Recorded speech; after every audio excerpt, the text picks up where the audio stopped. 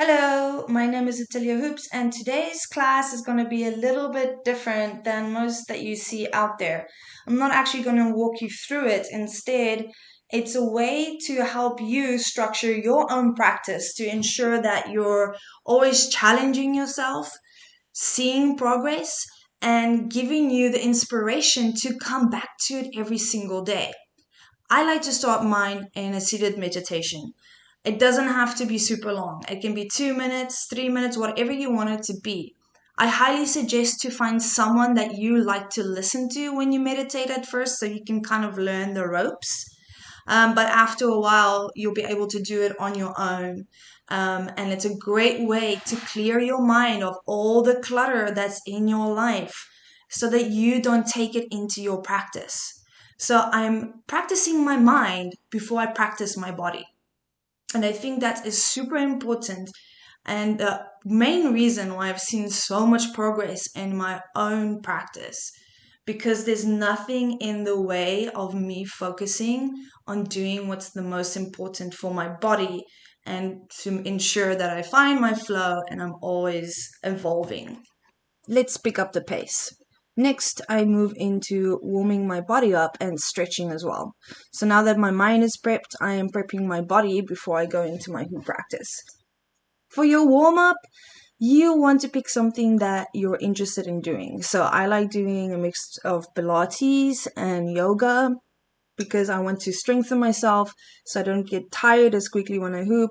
And I also want to be able to move more fluidly with my arms and my legs, and therefore I stretch them as well. I'm really personally tight in my shoulders, so I do give more attention in that area.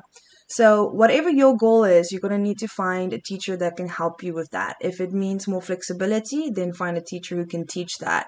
If it means more strength so that you can do handstands and stuff like that, then you're going to need someone who specializes in that.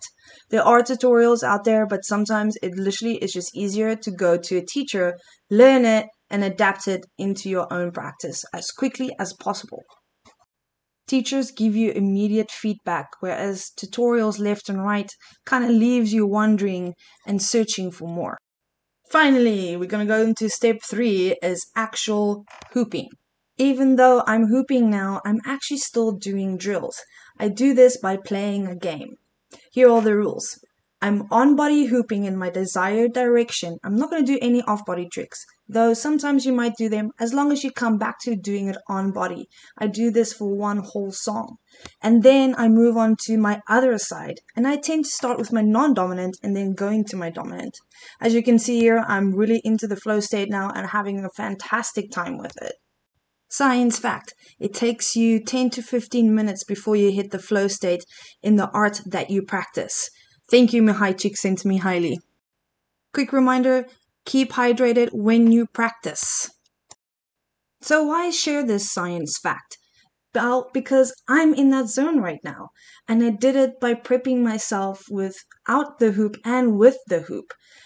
Why is this important?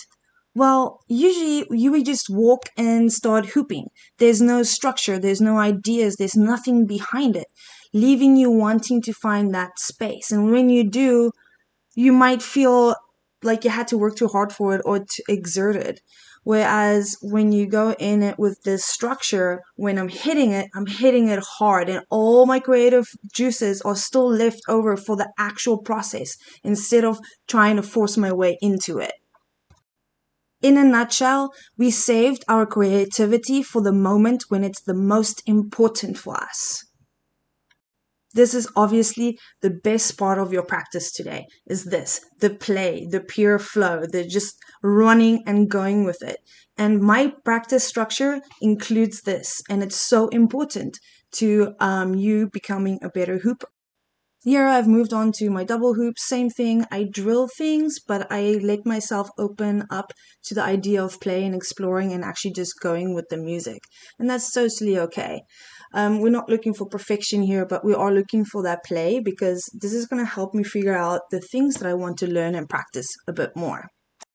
Your practice is not going to look like anybody else's. It's yours because you are the one who creates it.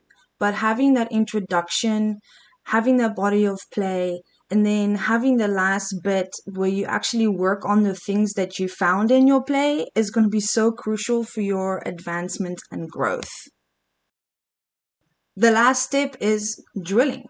Drill, drill, drill, drill, drill. Because right now my creative juices are pretty used up, but I still have the energy to practice the things that I might have found in it, or things that I've seen that I want to try, or just me mucking about even though I'm tired.